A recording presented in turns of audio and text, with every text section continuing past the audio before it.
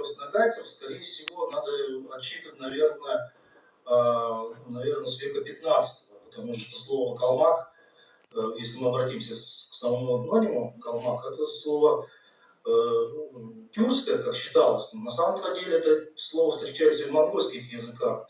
Просто вот, например, в калмыцком языке это слово, вернее, в монгольских языках это слово называется хальмак, что означает тоже остаток, как и в тюркском языке. Остаток, оставшийся. И, по всей видимости, первоначально это имело именно отношение, вот именно связанное с религией, именно с принятием ислама в Золотой Орде. И часть золотоордынского населения, которое отказалось принимать ислам, оно как раз получило название калмак. То есть люди, которые не приняли ислам.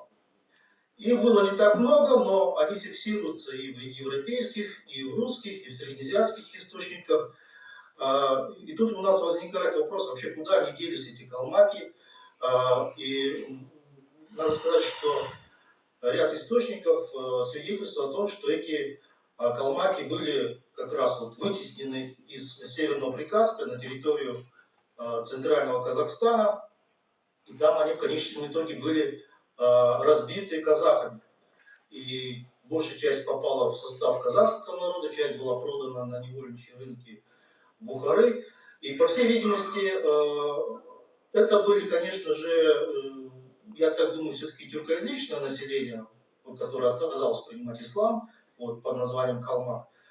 А потом уже со временем этот этноним калмак начал распространяться, стал иметь более широкое значение именно ко всем кочевникам, которые не были мусульманами, собственно. И в том числе это прозвище прикрепилось к хайратам, западным монголам, которые уже где-то примерно на рубеже 16-17 веков начали вот как раз эту миграцию, я бы даже сказал, экспансию на запад, на территорию бывшей Золотой Орды. И, естественно, при продвижении как раз на запад, вот эти западные монголы, айраты, сталкиваются также с тюркоязычными народами, с казахами, с сибирскими татарами, с башкирами, нагайцами и так далее, с крымскими татарами также. Вот. Некоторые вот как раз в историографии называют это движение или экспансию малым монгольским нашествием. Некоторые историки используют этот термин. И надо сказать, что действительно вот в 17 веке происходит такой последний всплеск исторической активности монголов в мировой истории после вот как раз всем вам известных событий 13 века, после монгольских завоеваний. И надо сказать, что вот тут как раз повторяется та же история, что произошла, собственно, в 13 веке, когда монголы встречаются с тюрками, с тюркскими народами, кипчаками, в частности, и вот как раз вот взаимоотношения.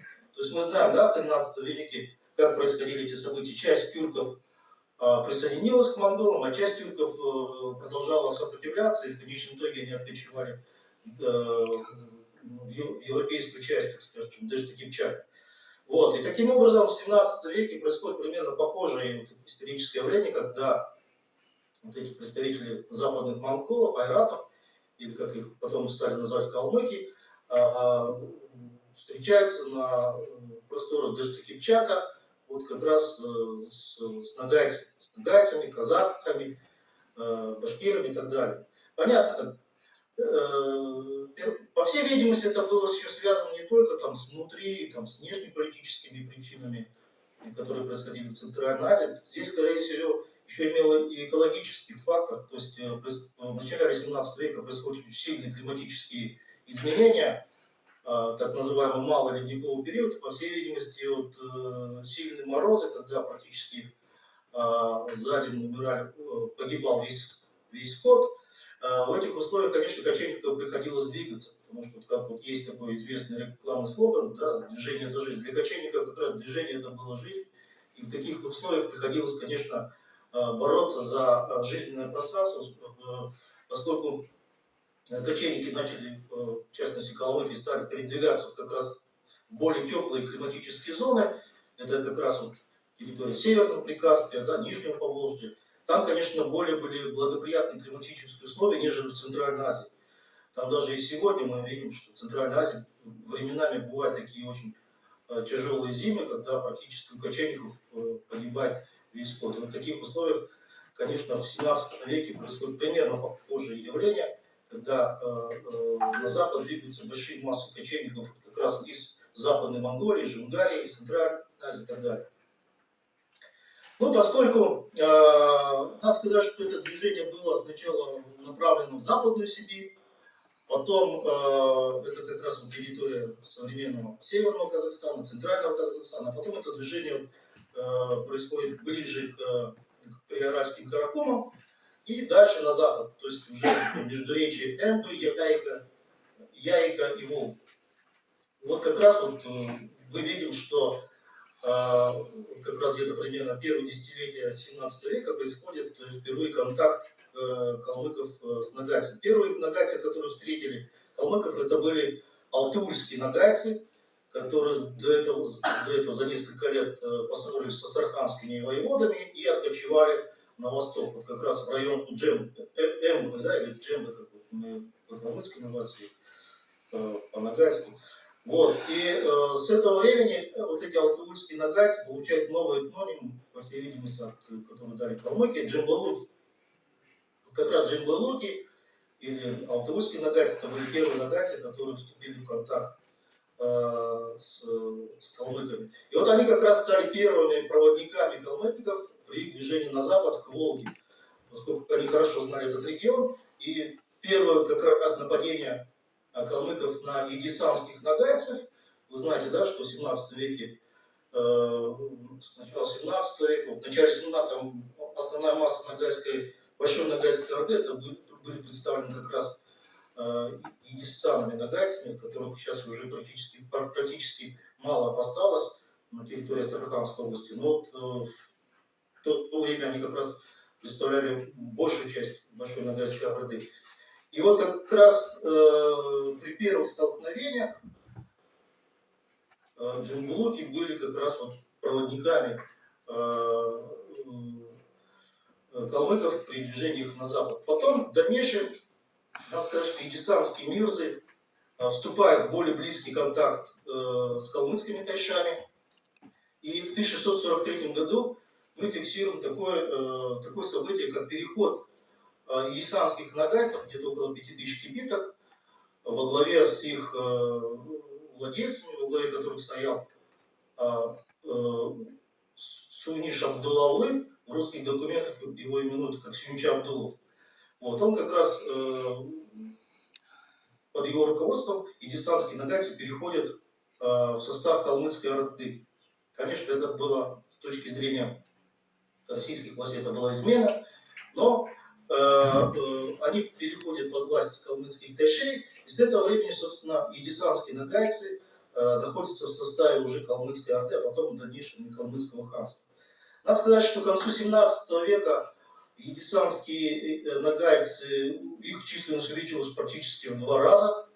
И вот как раз здесь можно поднять вопрос о том, который вот особенно вот эти стереотипы,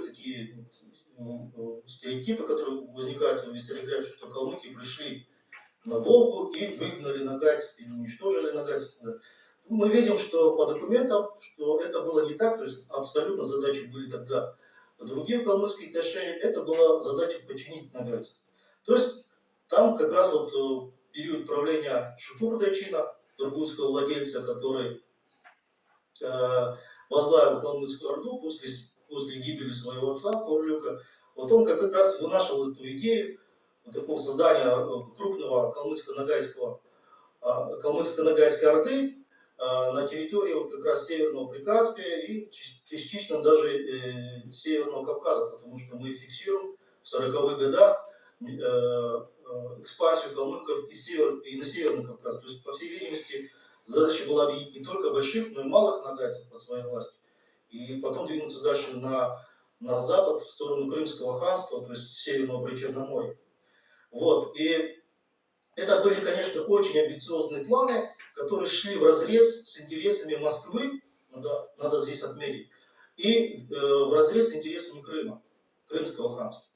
И вот в этих условиях мы видим, что вот в этом регионе регионе Северного Кавказа, Северного Прикаспия появляется новый политический игрок, это калмыки.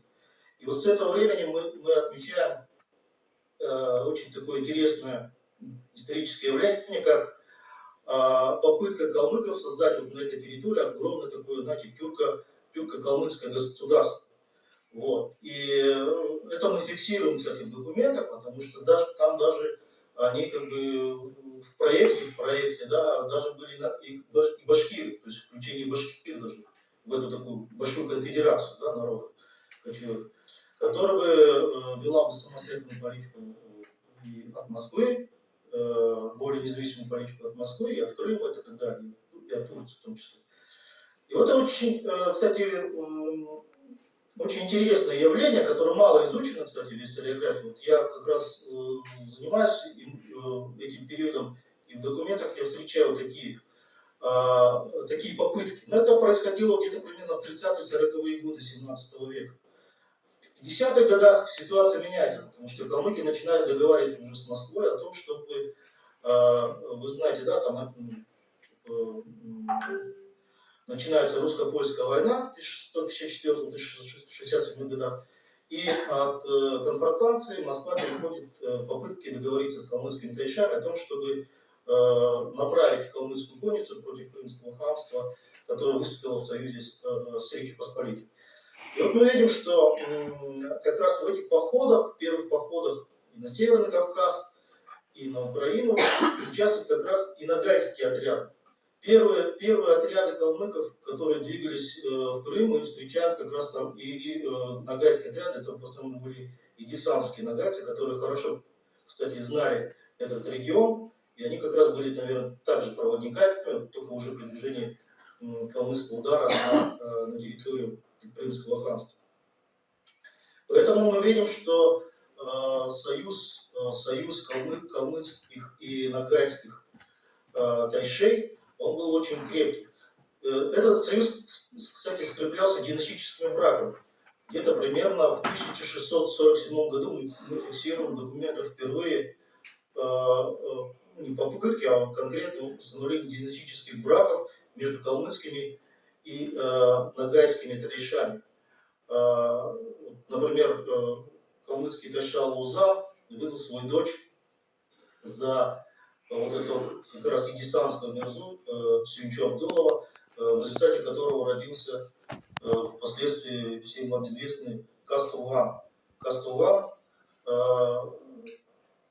его, он, кстати, у нас фиксируется в документах уже второй половины 17 века, и после уже смерти своего отца, Суниша Абдулла, он становится во главе вот этих как раз едисанских нагайцев.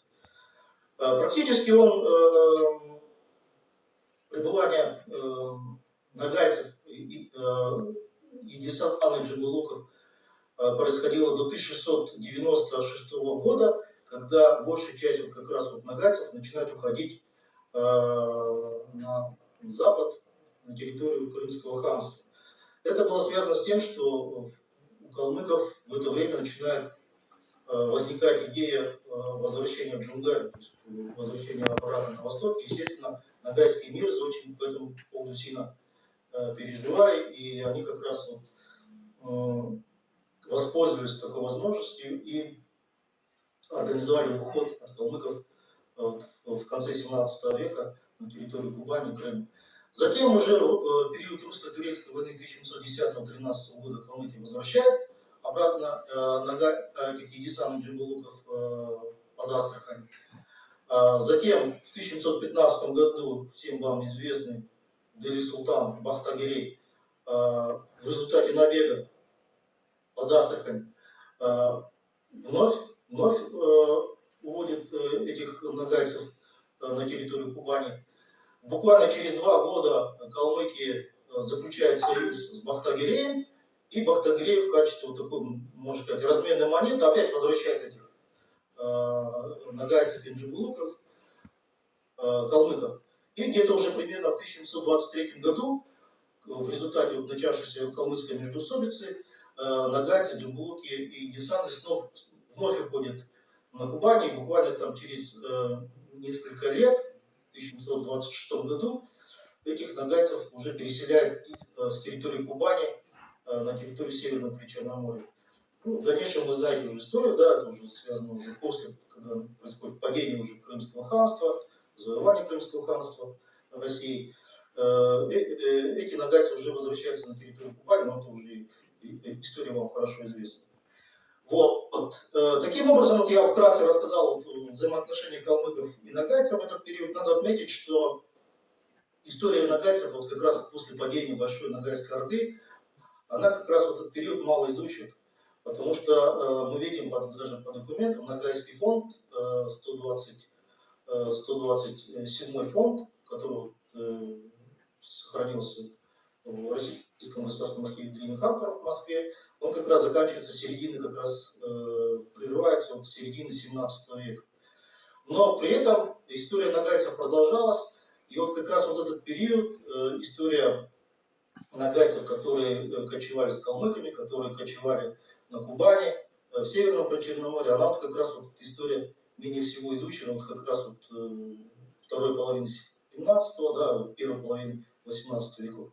Я думаю, в этом плане у нас есть перспективы дальнейшего исследования вот именно истории нагайцев вот этого периода.